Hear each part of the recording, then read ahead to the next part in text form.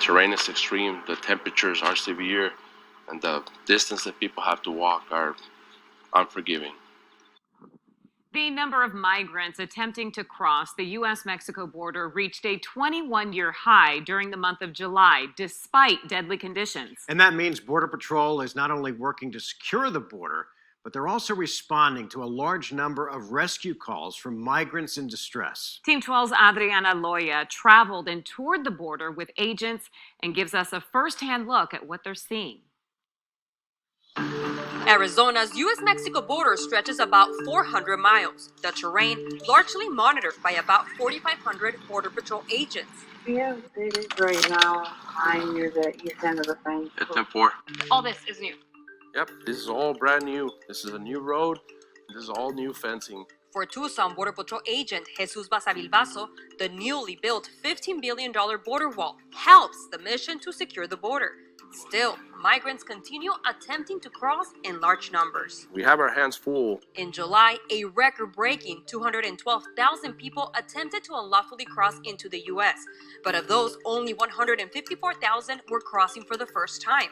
CBP data shows 27% attempted to cross at least once in the last year. This year, our 911 calls have been up to the roof. Basavilbaso says during June's brutal heat wave, Border Patrol was averaging 40 911 calls a day from people that were stranded, out of water, had a medical emergency, or couldn't walk anymore. Response time, how did that look like before, and what does that look like now? Right where we're standing here, response time, if we had a medical emergency, on foot, it will take us at least an hour. Now, we can get here in 5 minutes. According to Border Patrol data, the number of rescues agents have attended to has dropped in the Tucson sector since 2017, but largely increased in the Yuma sector. Now, the number of deaths agents have physically encountered in the field also changed, dropping in the Tucson sector, but increasing in Yuma. According to Humane Borders, a nonprofit that tracks migrant deaths across Arizona, so far this year, nearly 150 bodies have been recovered. They report 2020 was the deadliest year, with 227 deaths. A lot of the times, migrants have been walking already for a day in Mexico to get to the border, and then they still have several days to walk. And if you look over here, some of them already chucked their water bottles. So that's very concerning. And you guys have encountered children in this rural terrain? As a matter of fact, yesterday we had a group, and they were composed mainly of unaccompanied migrant children.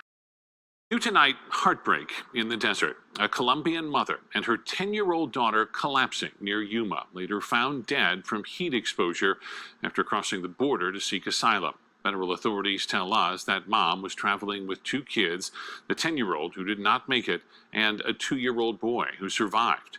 ABC 15's Liliana Soto spoke with the husband and has the heartbreaking moment when mom called 911 for help. And we want to warn you, this phone call is devastating and may be disturbing to some viewers. This is the call released by the 911 call center in Sonora, Mexico. ¿Cuántas personas están ahí con usted? 2 niños. No, por favor, ayúdenme que me voy a desmayar. Capturing the heartfelt audio from a mother in distress before they were found by Border Patrol in Yuma last Wednesday. Esta llamada le quedaba 3% de pila. Ella estaba muy desorientada. Ricardo Sarabia manages the call center in San Luis Rio Colorado in Sonora, Mexico. Oftentimes, they're the ones to get 911 calls from people in America first. Ella comenta que de Tijuana la llevan a Mexicali y en Mexicali ella es transportada a lo que es el desierto, lo que es el coyote la abandona. According to Sarabia, the mother kept walking in the desert and was found between Yuma and San Luis, Arizona. Una frase de la niña que comenta, aquí no hay árboles. He says the temperature was 113 degrees that day. Las amo con todo mi corazón. A mi hija que quería cumplirle su último deseo de conocer el mar. Victor Hugo Morales lives in Florida, where he's been for years, fleeing death threats in Colombia. Yo le dije, amor, devuélvete, y me dijo, no, ya estoy acá. La niña me dijo, no, papito, quiero verte. Ya no les queda sino el 25% de pila. He says his wife Claudia and their 2 children were trying to find a Border Patrol agent to show their paperwork and request asylum. O sea, las personas que quieren intentar este sueño americano, no lo intenten. de esa manera. He believes she got lost trying to find someone. Victor Hugo wants to see his 2-year-old son, to hug him for the very first time. He fled Colombia before Claudia found out she was pregnant. Se lo merece que la tengan con todos los honores del mundo. Liliana Soto, ABC 15, Arizona. According to Customs and Border Protection, Victor Hugo's son is now under the custody of the Office of Refugee Resettlement, pending reunification with an appropriate adult relative. A lot of the focus on illegal immigration has been on our country's southern border with Mexico. But experts say it's not just people coming from Mexico to the U.S., but people actually traveling through Mexico to get to America. In our From Global to Local series, News 6's Carolina Cardona examines how people are getting to the U.S. and speaks with a Central Florida business owner who risked his life to get here. Pablo Garcia has been enjoying his American dream for 24 years now, since opening his first El Potro Mexican restaurant. He's now getting ready to open his 4th location in Orlando. That's what I love to do. But achieving that dream came with a risk. I crossed the border and I had to swim. Pablo was 18 when he left Veracruz, Mexico in 1978. The trip was very dangerous because from Los Angeles to Chicago, they put us on a van, like 25 people, and we have to be on that small van for like 30 hours without eating, drinking, water, and nonstop. A dangerous journey, he says he was willing to take for a better life for him and his parents back home. I came from a very, very poor family. When I first came to this country, I didn't have any money. I didn't speak no English.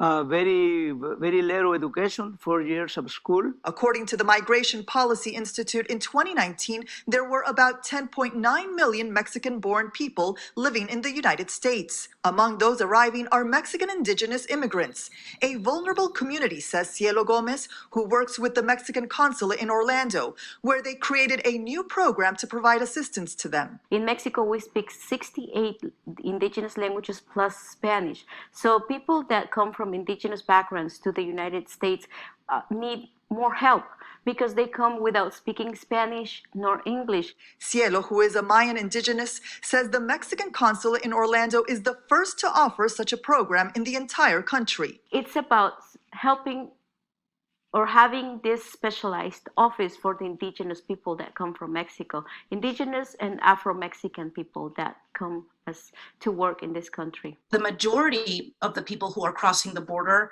are actually Central American migrants who are fleeing extreme violence and poverty in their home countries. The U.S. Border Patrol reported nearly 200,000 encounters with migrants along the U.S.-Mexico border in July, the highest monthly total in more than 2 decades.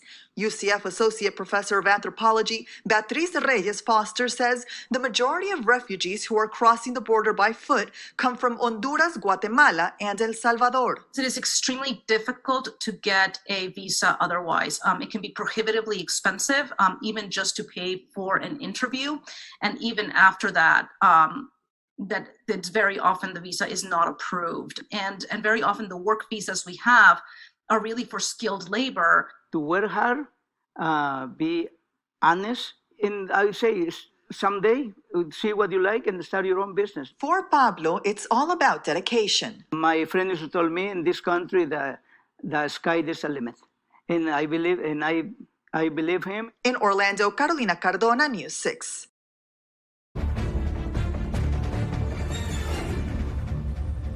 23 minutes after the hour now, attorneys general from the border states are seeking to hold the Biden administration accountable as new threats emerge at our southern border while terrorists are being freed by the Taliban in Afghanistan. And now the U.S. is seeing fentanyl seizures this year skyrocket over the past 2 years. Here to discuss, Texas Attorney General Ken Paxton and Arizona Attorney General Mark Brnovich. Gentlemen, thank you so much for being here. AG Paxton, first question to you. That increase in fentanyl, those numbers are staggering. What can border AGs like you do to stop the Biden White House from making the fentanyl invasion even worse? Look, we're trying to do that. We've sued in Texas. We've sued the Biden administration many times, 6 or 7 times over immigration. We've had some success in winning those fights. So the only problem we have is it's taking time to get through the court process. And as we've done that, we've been successful. But the problem is every day that goes by, more fentanyl comes across the border. Cartels are importing all kinds of drugs, and all kinds of other crimes occurring, including sex trafficking, human trafficking, and other property crimes. So it's a pretty dangerous situation. And we're just doing our best as we take it to the court as we get these issues before us. A.G. Brnovich, as if that were not bad enough, as if the influx of so many people bringing potentially COVID and other problems across our southern border wasn't bad enough, there is also the new threat of terrorists crossing the border. I want to read this quote from a former border chief. Quote, "I firmly believe that it is a national security crisis. Immigration is just a subcomponent of it, and right now it is just a cover for massive amounts of smuggling going across the southwest border to include TSDBs at a level we have never seen before." A.G. Brnovich, how worried should every American be that this administration is allowing another possible 9/11 to simply walk into our country? Todd, it's as simple as this. We have been saying border security is national security because that's an objective fact. We know that just earlier this year, several people on the terror watch list have been apprehended. These are just the people we know about. We know that the Taliban have released thousands of people, terrorists, even people detained in Gitmo, from their facilities. So the sad irony is that the Biden administration essentially cut and ran in Afghanistan because the Taliban told them to be out by August 31st, and yet the Biden administration is rolling out the welcome mat on our southern border for terrorists, the cartels, to basically establish operational control. So instead of leaving all that equipment in Afghanistan, the Biden administration should have brought it to America so we could secure our border, because make no doubt about it, people that mean America harm are crossing our southern border, and these are just the people we know about that have been apprehended. What about the tens of thousands of gotaways? It is a frightening prospect that every single American needs to be conscious of, because it is in our country. It is coming to our country. We need to be cognizant of it. Meantime, A.G. Brnovich, can continue with you. You are one of the attorneys general seeking confirmation that the Biden administration will defend this federal immigration statute that is so vital right now. You are leading the coalition, and you wrote a letter. It reads as follows. Just imagine what awaits if you announce your intent not to appeal, an announcement that would, in effect, tell already deported aliens that they are free to try re-entering again. Under the district court's reasoning, the United States may well be unable to enforce any immigration laws. Are you confident that this administration will heed your warning, A.G. Brnovich? Unfortunately not. One of the reasons why so many people, Todd, want to come to this country is because the rule of law means something. And the fact that the federal government, or the fact that me and my colleagues have to write a letter to the federal government just asking them, begging them to follow the existing law or defend the existing law, is, I think, speaks volumes about how the Biden administration has a far left agenda. They are systematically undermining control of the border, and as a result of that, as Ken mentioned earlier, we have this huge influx of fentanyl coming across our southern border. The cartels have essentially seized operational control of them. We know that criminals and terrorists are coming across our southern border, so everyone is in danger as a result of the reckless Biden policies. And the answer is simply follow or enforce the existing laws. That's all we are asking. We are pleading with the Biden administration, just follow the law. And Secretary Mayorkas himself has said that what's going on is unsustainable. That's the old Biden administration saying that. All right. A.G. Paxton, final question to you. When we refer to the Biden administration, in this context, we're referring to Merrick Garland and the DOJ. We were told Merrick Garland was a moderate, but haven't his recent moves been pretty left-leaning partisan? No, it's unquestionably that he has not been enforcing the law, that he has not been moderate. All we're asking is as Attorney General Brnovich just said, is we're asking the federal government to follow the law. The Constitution requires that the president implement the law. In this case, his administration, Mayor Garland, is part of this. They look at the law and say, we aren't following that law. We're not going to protect the borders. And so the people along the border are suffering, as we've just said, from COVID, from the spread of COVID, where they bring it into our state and then they send it all over the country. We're gonna have more fentanyl deaths. We're gonna have more human trafficking. There's nothing good about what they're allowing, and they're doing it in the face of ignoring federal law and their constitutional role to defend that law. And gentlemen, as you know well, this is part of a frightening pattern of law enforcers at both the state, local, and now the federal level not enforcing the law that they are in position to do. It is frightening. It is concerning. It is a horrible trend in our jurisprudence. Hopefully it ends soon. AGs Brnovich and Paxton, we appreciate your time. Thank you, guys. Thank you. New tonight, nearly 80 migrant workers were fully vaccinated for COVID today in an effort to protect those who harvest our food. The clinic visited the farm where they work, giving them no excuse to not get the vaccine. Roxanne Elias explains why this is crucial for the workers. Dozens of migrant workers lined up at Nature Fresh Farms in Delta to get their second COVID vaccine. We thank God for the opportunity He gives us to work here in the United States, to work for this company, Nature Fresh. Cayetano López is a migrant worker from Honduras. Today, he's grateful for the chance to work at Nature Fresh Farms and to the Farm Labor Organizing Committee for his second dose of the vaccine. Well, they're being migrant workers. They have no stability in terms of access to local medical facilities, medical care. Plus, they have to work and in some cases live in close proximity to others. It's a lifestyle they're willing to deal with in order to better themselves. We come to work and to move forward, and to be able to move our family forward, and to be able to give our children a better education, and to get out because our country's economy is poor. But Flock President Baldemar Velasquez says there's no reason they shouldn't be prioritized and acknowledged as the main reason there is food on our tables. It's very hard, you know, most people when they sit down to eat, they think their food is harvested by the Jolly Green Giant or some other fictional character on TV and commercials.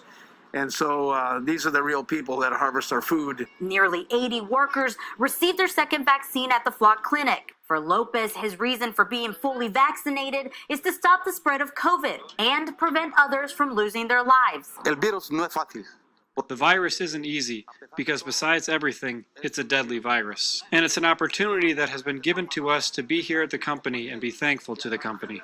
In Delta, Roxanne Elias, WTOL 11. And Flock begins its efforts to vaccinate as many people as possible. They began their efforts to do this back in January, with its target being minorities and migrant workers. And it says it will continue those efforts with easier access to the vaccine. It's something that really affects Texas. We're talking about immigration. Good morning, I'm Joey Horta. And I'm Paige Ellenberger. According to data from the U.S. Census, it's becoming more important with new Americans coming to the state. 25 News investigator Dennis Turner has more.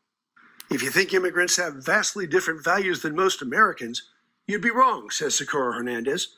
One possible exception, her desire to become an American.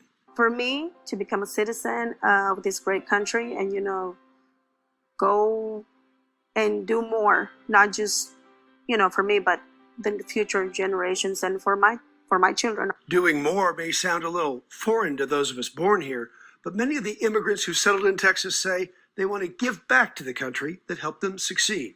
Immigration to America from Mexico has steadily declined for years. So what region of the world now holds the top spot for immigration? Well, according to the Bipartisan Policy Center, it's Asia, with China taking the top spot, followed by India. Likely one of the reasons Governor Abbott issued this proclamation honoring India's independence from British colonial rule. So many Chinese want to get into this country, they'll invest their life savings in a U.S. business, all to skip the immigration line and earn an E-2 visa, granted to those who invest about $500,000 or more.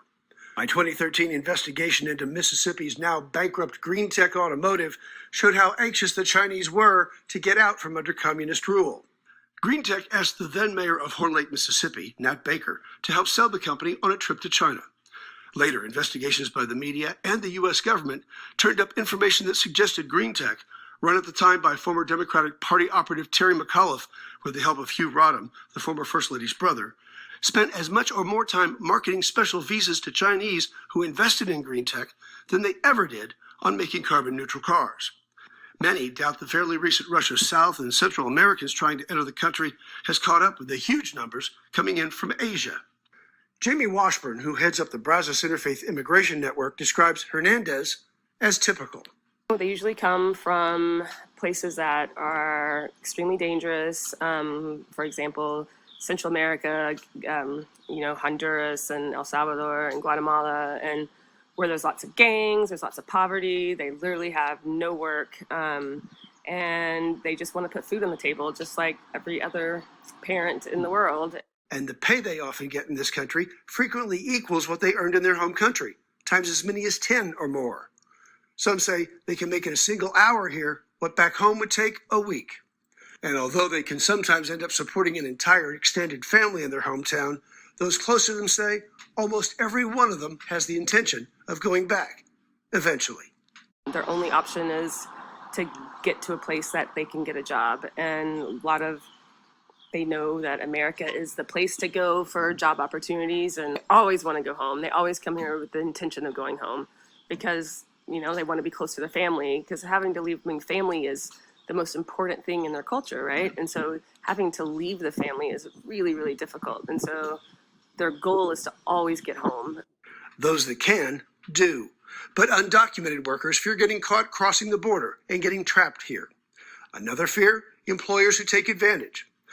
Washburn says sometimes circumstances keep some here longer than planned, since they provide vital support to their family back home. Meantime, Hernandez says she's ready to take the plunge, to put down roots and become an American for the future of her family. For my children, I have one kid, but for him to be anything that he can be and take, any opportunity that comes his way to do any good. Because through it all, it's all she's ever wanted in the first place. In Brazos County, Dennis Turner, 25 News.